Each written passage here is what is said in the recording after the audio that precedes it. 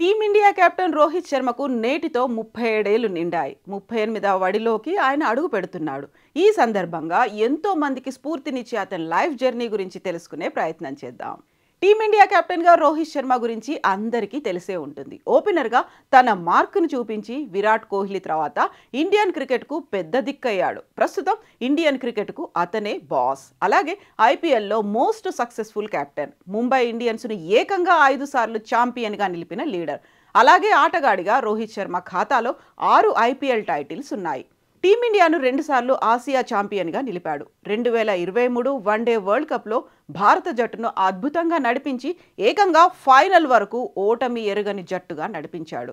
One day cricket చరిత్రలోనే అత్యధిక score 264 పరుగులు బాదిన బ్యాటింగ్ బీస్ట్ రోహిత్ శర్మ. ఇవన్నీ కాకుండా తాజాగా అతను దేశానికి 2వ T20 వరల్డ్ కప్ అందించిన టీమిండియా కెప్టెన్. ఇప్పటి వరకు క్రికెట్ అభిమానులకు తెలిసిన విషయాలే. కానీ పేదరికం కారణంగా రోహిత్ శర్మ తన కన్నవారికి చిన్నతనంలోనే దూరం అయ్యాడనే విషయం మాత్రం చాలా మందికి తెలిసి ఉండదు.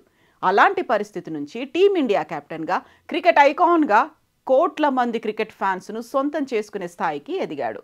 అతని జర్నీ నిజంగా ఎంతో మందికి స్ఫూర్తి. ఈరోజు ఏప్రిల్ 30న రోహిత్ శర్మ పుట్టినరోజు సందర్భంగా అతని లైఫ్ జర్నీ గురించి తెలుసుకుందాం. రోహిత్ శర్మ మహారాష్ట్రలోని బన్సోద్లో 1987 ఏప్రిల్ 30న జన్మించాడు. తల్లి పూర్ణిమా శర్మది ఆంధ్రప్రదేశ్లోని విశాఖపట్నం. రోహిత్ తండ్రి గురునాథ్ శర్మ ఒక రవాణా సంస్థ స్టోర్ హౌస్లో కేర్ టేకర్గా పనిచేసేవాడు. రోహిత్ శర్మ తండ్రి గురునాథ్ శర్మ ఆదాయం తక్కువగా ఉండడం వల్ల రోహిత్ శర్మ చిన్నతనంలోనే కన్నవారికి దూరంగా తన తాత వద్ద ఉండాల్సి వచ్చింది. ఎప్పుడైనా అమ్మానాలను చూడాలనిపిస్తే డోంబివిలీకి వెళ్ళేవాడు. రోహిత్ శర్మ తల్లిదండ్రులు ఒక చిన్న గదిలో నివాసం ఉండేవారు. రోహిత్ శర్మకు ఒక తమ్ముడు కూడా ఉన్నాడు. అతని పేరు విశాల్ శర్మ. అయితే చిన్నతనం నుంచి రోహిత్కు క్రికెట్ అంటే పిచ్చి ఇష్టం. రోహిత్లోని తపనను గుర్తించిన అతని మేనమామ 1999లో ఒక క్రికెట్ క్యాంపులో చేర్పించాడు. ఆ క్యాంప్ టీం వివేకానంద స్కూల్తో ఒక మ్యాచ్ ఆడింది. ఆ మ్యాచ్ రోహిత్ శర్మ జీవితాన్ని మలుపు తిప్పింది. 12 ఏళ్ల వయసున్న రోహిత్ శర్మ వివేకానంద టీంతో ఆడిన ఆటకు ఆ స్కూల్ కోచ్ రమేష్ లాడ్ ఫిదా అయిపోయాడు. వెంటనే రోహిత్ శర్మ వివేకానంద స్కూల్లో జాయిన్ అవ్వమని కోరారు.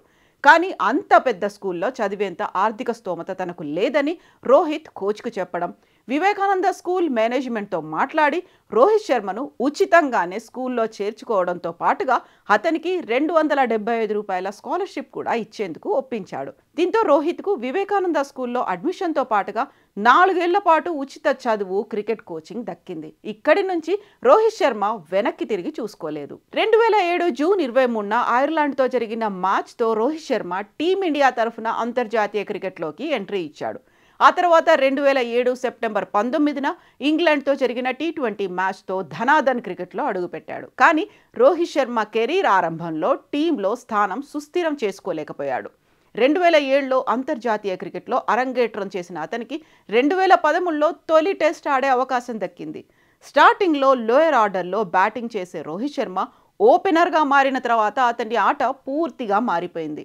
ఇప్పటి వరకు 59 టెస్టులు, 262 వన్డేలు, 159 T20 మ్యాచ్లు ఆడాడు.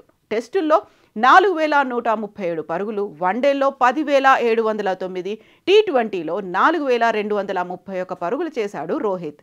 టెస్టుల్లో ఇప్పటి వరకు 12 సెంచరీలు, 17 హాఫ్ సెంచరీలు ఉన్నాయి. అలాగే వన్డేల్లో 31 సెంచరీలు, 55 హాఫ్ సెంచరీలు చేశాడు. T20లో కూడా 5 సెంచరీలు, 32 హాఫ్ సెంచరీలు నమోదు చేశాడు. వన్డేల్లో అత్యధిక వ్యక్తిగత స్కోర్, T20లో అత్యధిక సెంచరీలు చేసిన ఆటగాడిగా రోహిత్ శర్మ పేరిట అద్భుతమైన రికార్డులున్నాయి.